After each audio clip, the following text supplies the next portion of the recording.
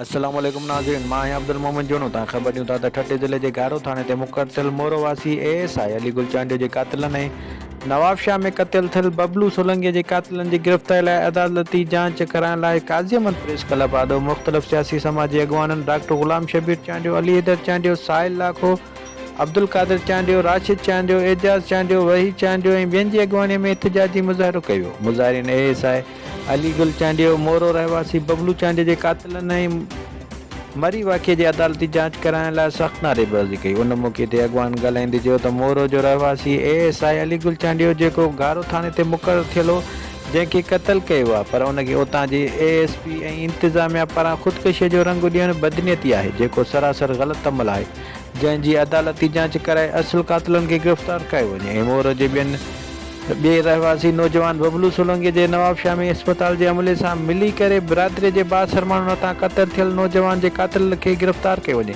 हुनजो वधीक चवणो त असां वज़ीर आज़म Pakistan, chief of army staff, chief justice of Pakistan ऐं सदर पाकिस्तान खां मुतालबो था करियूं त मथे वाक़िए जी अदालती जांच कराए असुल क़ातिलनि खे वाक़ो करे कानून जे कटहरे में पेश करे सज़ा ॾिनी वञे।